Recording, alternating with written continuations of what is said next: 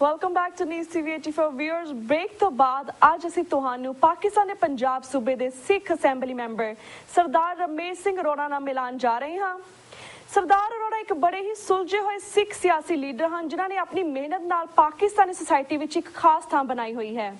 ਉਹਨਾਂ ਨੇ ਪਿਛਲੇ ਦਿਨੀ ਪੰਜਾਬ ਅਸੈਂਬਲੀ ਵਿੱਚ ਧਾਰਮਿਕ ਘੱਟ ਗਿਣਤੀਆਂ ਦੇ ਹੱਕਾਂ ਸੰਬੰਧੀ ਇੱਕ ਮਤਾ ਵੀ ਲਿਆਂਦਾ ਸੀ ਜਿਸ ਨੂੰ ਸਰਬਸੰਮਤੀ ਨਾਲ ਪਾਸ ਕੀਤਾ ਗਿਆ ਸੀ ਅਤੇ ਹੁਣ ਉਹਨਾਂ ਨੇ ਇੱਕ ਕਦਮ ਅੱਗੇ ਜਾਂਦਿਆਂ ਪਾਕਿਸਤਾਨ ਦੀ ਪੰਜਾਬ ਅਸੈਂਬਲੀ ਵਿੱਚ ਗੁਰੂ ਨਾਨਕ ਸਾਹਿਬ ਦੇ ਪ੍ਰਕਾਸ਼ ਦਿਵਸ ਦੇ ਮੌਕੇ ਛੁੱਟੀ ਕਰਨ ਦਾ ਮਤਾ ਲਿਆਂਦਾ ਹੈ ਜਿਸ ਨੂੰ ਕਿ ਅਸੈਂਬਲੀ ਨੇ ਪਾਸ ਵੀ ਕਰ ਦਿੱਤਾ ਹੈ। ਇਸ ਖਬਰ ਨਾਲ ਦੁਨੀਆ ਭਰ ਵਿੱਚ ਬੈਠੇ ਸਿੱਖਾਂ ਵਿੱਚ ਇੱਕ ਬਹੁਤ ਹੀ ਖੁਸ਼ੀ ਦੀ ਲਹਿਰ ਦੌੜੀ ਹੈ। ਅਸੀਂ ਟੀਵੀ 84 ਵੱਲੋਂ ਜਿੱਥੇ ਰਮੇਸ਼ ਸਿੰਘ ਅਰੋੜਾ ਜੀ ਨੂੰ ਮੁਬਾਰਕਬਾਦ ਦਿੰਦੇ ਹਾਂ ਉੱਥੇ ਅਸੀਂ ਪੰਜਾਬ ਦੇ ਮੁੱਖ ਮੰਤਰੀ ਸ਼ਹਿਬਾਜ਼ ਸ਼ਰੀਫ ਅਤੇ ਉਹਨਾਂ ਦੀ ਪਾਰਟੀ ਦਾ ਧੰਨਵਾਦ ਵੀ ਕਰਦੇ ਹਾਂ ਜਿਨ੍ਹਾਂ ਨੇ ਇਸ ਮਾਮਲੇ ਵਿੱਚ ਵਿਸ਼ੇਸ਼ ਦਿਲਚਸਪੀ ਵਿਖਾਈ ਹੈ। ਵਿਊਅਰਸ, ਅੱਜ ਅਸੀਂ ਇਸ ਵਿਸ਼ੇ ਅਤੇ ਹੋਰ ਵਿਸ਼ੇ ਸੰਬੰਧੀ ਸਰਦਾਰ ਰਮੇਸ਼ ਸਿੰਘ ਅਰੋੜਾ ਜੀ ਨਾਲ ਗੱਲਬਾਤ ਕਰਾਂਗੇ ਜਿਹੜੇ ਕਿ ਇਸ ਵੇਲੇ ਸਾਡਾ ਪਾਕਿਸਤਾਨ ਤੋਂ ਫੋਨ ਲਾਈਨ ਤੇ ਜੁੜ ਚੁੱਕੇ ਨੇ। ਜੀ ਵੀਰ ਜੀ, ਵਾਹਿਗੁਰੂ ਜੀ ਕਾ ਖਾਲਸਾ, ਵਾਹਿਗੁਰੂ ਜੀ ਕੀ ਫਤਿਹ। ਵਾਹਿਗੁਰੂ ਜੀ ਕਾ ਖਾਲਸਾ, ਵਾਹਿਗੁਰੂ ਜੀ ਕੀ ਫਤਿਹ ਜੀ। ਵੀਰ ਜੀ, ਸਭ ਤੋਂ ਪਹਿਲਾਂ ਤੁਹਾਨੂੰ ਅਸੀਂ ਇਸ ਵਿਸ਼ੇਸ਼ ਉਦਮ ਦੀ ਬਹੁਤ ਬਹੁਤ ਵਧਾਈ ਦਿੰਦੇ ਹਾਂ। ਵੀਰ ਜੀ, and we are very thankful all over the world. ਜਿੰਨੇ ਵੀ ਸਾਡੇ ਸਿੱਖ ਭਰਾ ਭੈਣ ਨੇ ਦੁਨੀਆ ਦੇ ਵਿੱਚ ਸਾਰੇ ਹੀ ਬਹੁਤ ਖੁਸ਼ੀ ਨਾਲ ਤੁਹਾਡਾ ਧੰਨਵਾਦ ਕਰਦੇ ਨੇ। ਪੰਜਾਬ ਅਸੈਂਬਲੀ ਦਾ ਧੰਨਵਾਦ ਕਰਦੇ ਨੇ ਕਿ ਤੁਸੀਂ ਇੰਨਾ ਵੱਡਾ ਸਿੱਖ ਕਮਿਊਨਿਟੀ ਲਈ ਕਦਮ ਉਠਾਇਆ ਹੈ।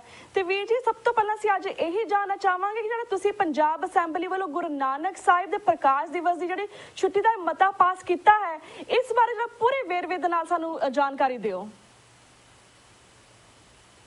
ਸਭ ਤੋਂ ਪਹਿਲੇ ਤਾਂ ਧੰਨਵਾਦ ਜੀ।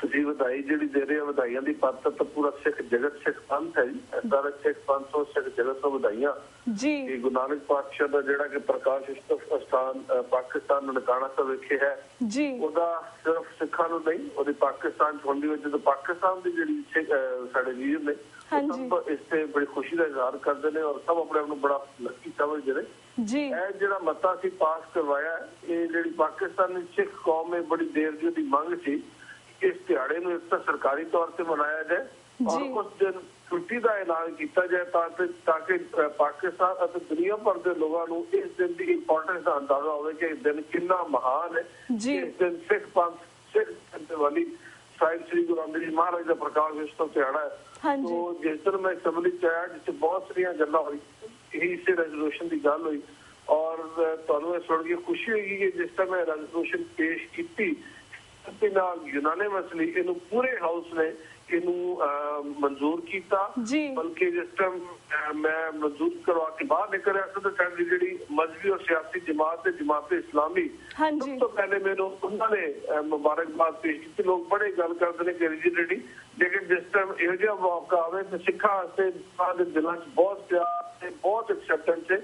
ਮੈਨੂੰ ਮੁਸਲਿਮ ਲੀਗ ਦੇ ਜਿਹੜੇ ਮੇਰੇ ਆਪਣੇ ਮੈਂਬਰਾਂ ਸਨ ਉਹਨਾਂ ਤੇ ਦੇਣਾ ਹੀ ਦੇਣੀ ਸੀ ਮੁਬਾਰਕਬਾਦ, ਲੇਕਿਨ ਮੈਨੂੰ ਜਿਹੜੀ ਆਪੋਜੀਸ਼ਨ ਪਾਰਟੀਆਂ ਨੇ ਉਹਨਾਂ ਨੇ ਮੁਬਾਰਕਬਾਦ ਪੇਸ਼ ਕੀਤੀ। ਸੋ ਪਾਕਿਸਤਾਨ ਸਿੱਖਾਂ ਵਾਸਤੇ ਬਹੁਤ ਕਦਰ ਦੀ ਨਿਗਾਹ ਨਾਲ ਦੇਖਦੇ ਔਰ ਬਹੁਤ ਪਿਆਰ ਕਰਦੇ ਜੀ। ਜੀ ਜੀ ਬਿਲਕੁਲ ਵੀਰ ਜੀ, ਤਾਂ ਬਹੁਤ ਚੰਗੀ ਗੱਲ ਹੈ ਕਿ ਪੰਜਾਬ ਵਿੱਚ ਛੁੱਟੀ ਦਾ ਐਲਾਨ ਹੋ ਗਿਆ ਗੁਰੂ ਨਾਨਕ ਸਾਹਿਬ ਦੇ ਪ੍ਰਕਾਸ਼ ਦਿਵਸ ਦਾ। ਪਰ ਜਿਸ ਤਰ੍ਹਾਂ ਪਾਕਿਸਤਾਨ ਦੇ ਵਿੱਚ ਮੁਸਲਿਮ ਲੀਗ ਦੀ ਸਰਕਾਰ ਹੈ ਅਤੇ ਨਵਾਜ਼ ਸ਼ਰੀਫ ਪ੍ਰਧਾਨ ਮੰਤਰੀ, ਕੀ ਤੁਸੀਂ ਫੈਡਰਲ ਲੈਵਲ ਤੇ ਵੀ ਇਸ ਛੁੱਟੀ ਨੂੰ ਕਰਵਾਉਣ ਲਈ ਯਤਨ ਕਰੋਗੇ? ਇਸ ਬਾਰੇ ਵੀ ਜਾਣਕਾਰੀ ਦਿਓ।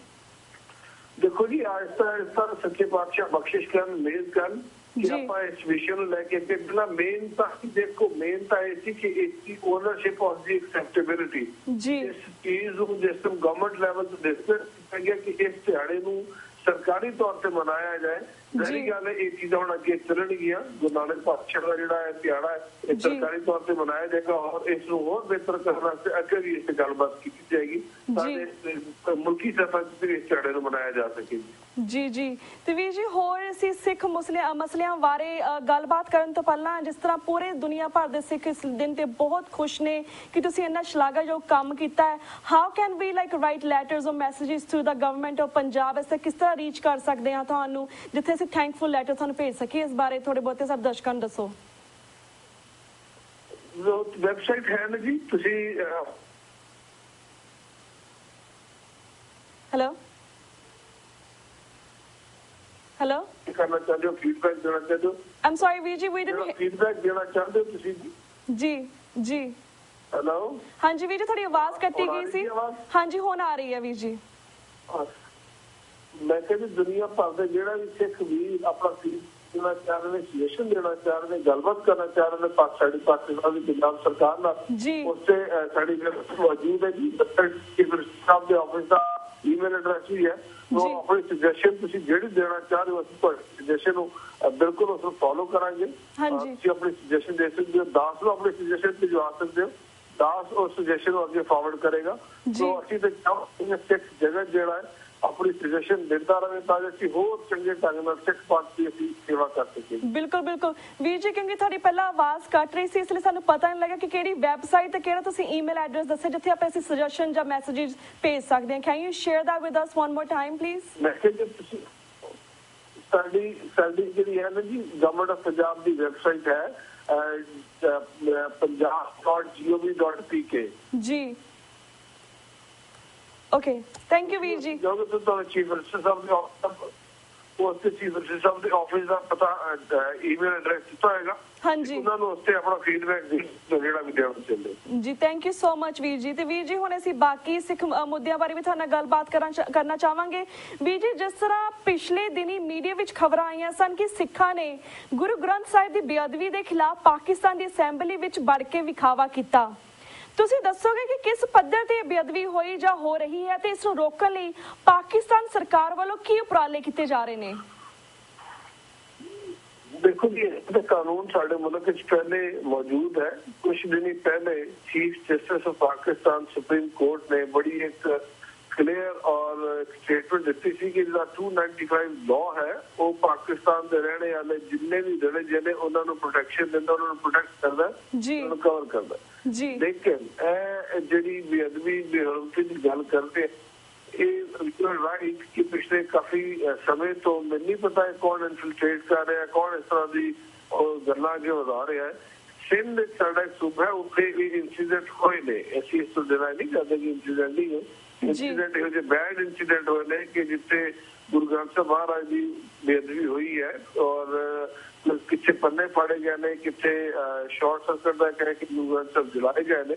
ਹਾਂਜੀ, ਇਸ ਤੇ ਪਾਕਿਸਤਾਨ ਰਹਿਣੀਆਂ ਨੇ ਆਪਣਾ ਰੋਸ਼ ਜ਼ਾਹਿਰ ਕੀਤਾ ਔਰ ਉੱਥੇ ਉਹਨਾਂ ਨੇ ਜਾ ਕੇ ਮੁਲਾਕਾਤ ਕੀਤੀ ਹੈ ਸਾਡੀ ਕੌਮੀ ਅਸੈਂਬਲੀ ਦੇ ਵਿੱਚ ਔਰ ਗੱਲਬਾਤ ਕੀਤੀ ਹੈ। ਕੌਮੀ ਅਸੈਂਬਲੀ ਦੇ ਵਿੱਚ ਜਿਹੜੇ ਸਾਡੇ ਮੁਸਲਿਮ ਦੇ ਬਾਕੀ ਜਿਹੜੇ ਲੀਡਰਾਂ ਸਨ ਉਹਨਾਂ ਨੇ ਇਸ ਚੀਜ਼ ਦੀ ਅਸ਼ੋਰੈਂਸ ਦਿਵਾਈ ਹੈ कि वही will look into it और इसके फॉरन एक्शन ਜਿਹੜੇ ਗਿਲਟੀ ਨੇ ਉਹਨਾਂ ਨੂੰ accordingly as per the law ਉਹਨਾਂ ਨੂੰ ਸਜ਼ਾ ਦਿੱਤੀ ਜਾਏਗੀ।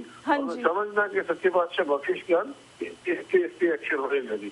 ਇਸ ਨੇ ਗੱਲ ਇਸ ਫੌਰਨ ਬਾਅਦ ਦੀ ਅਗਲੇ ਦਿਨ ਇਹ ਪ੍ਰੋਸੈਸ ਇਨੀਸ਼ੀਏਟ ਕਰ ਦਿੱਤਾ ਗਿਆ ਜੀ।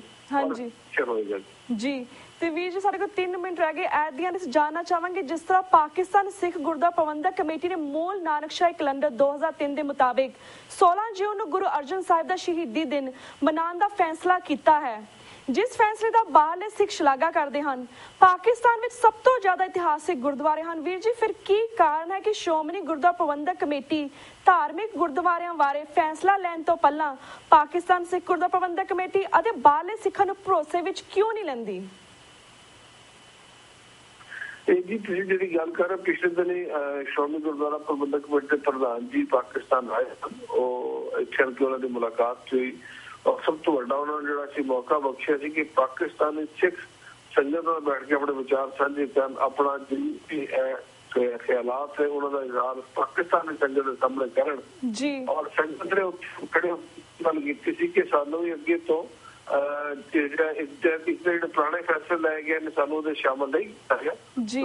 ਜਿਹੜੇ ਪੁਰਾਣੇ ਫੈਸਲੇ ਲਏ ਗਏ ਕੁਝ ਫੈਸਲੇ ਤੁਸੀਂ ਪਾਕਿਸਤਾਨ ਜਿਹੜੀ ਸੰਗਤ ਹੈ ਪਾਕਿਸਤਾਨ ਸਿੱਖ ਗੁਰਦੁਆਰਾ ਪ੍ਰਬੰਧਕ ਕਮੇਟੀ ਹੈ ਉਹਨੂੰ ਨਹੀਂ ਰਹਿ ਸਕੇ, ਲੇਕਿਨ ਉਹਨਾਂ ਨੇ ਇਸ ਚੀਜ਼ ਦਾ ਯਕੀਨ ਦਿਵਾਇਆ ਕਿ ਅੱਗੇ ਤੋਂ ਅਸੀਂ ਪਾਕਿਸਤਾਨ ਸਿੱਖ ਗੁਰਦੁਆਰਾ ਪ੍ਰਬੰਧਕ ਕਮੇਟੀ ਦਾ ਇੱਕ ਜਿਹੜਾ ਮੈਂਬਰ ਉਹਨੂੰ ਅਸੀਂ ਐਜ਼ ਐਡਵਾਈਜ਼ਰ ਲਵਾਂਗੇ ਤਾਂ ਕਿ ਜਦੋਂ ਵੀ ਅਸੀਂ ਕੋਈ ਸਿੱਖ ਪੰਥ ਫੈਸਲਾ ਕਰ ਸਕੀਏ ਜੀ ਪਾਕਿਸਤਾਨੀ ਸੰਗਤ ਨੂੰ ਵੀ ਔਨ ਬੋਰਡ ਲੈ ਕੇ ਇਹਨਾਂ ਦਾ ਵੀ ਖਿਆਲਾਤ ਸੁਣੀਏ ਕਿ ਪਾਕਿਸਤਾਨੀ ਸਿੱਖ ਸੰਗਤ ਉਸ ਤੇ ਆਪਣਾ ਕੀ ਕਰਦੀ ਹੈ।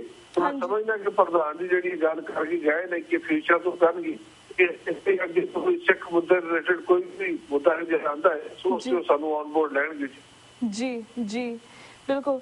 ਤੇ ਵੀਰ ਜੀ thank you so much for your time once again. Thank you so much ਕਿ ਤੁਸੀਂ ਇਹ ਮਤਾ ਪਾਸ ਕਰਾਇਆ। ਟੀਵੀ 84 ਦੇ ਦਰਸ਼ਕਾਂ ਵੱਲੋਂ, ਟੀਵੀ 84 ਦੀ ਟੀਮ ਵੱਲੋਂ ਅਸੀਂ ਤੁਹਾਡਾ ਬਹੁਤ-ਬਹੁਤ ਧੰਨਵਾਦ ਕਰਦੇ ਹਾਂ। ਪੰਜਾਬ ਅਸੈਂਬਲੀ ਦਾ ਬਹੁਤ-ਬਹੁਤ ਧੰਨਵਾਦ ਕਰਦੇ। ਤੇ ਵੀਰ ਜੀ ਹੁਣ ਸਾਡਾ ਵਕਤ ਸਮਾਪਤੀ ਵੱਲ ਜਾ ਰਿਹਾ।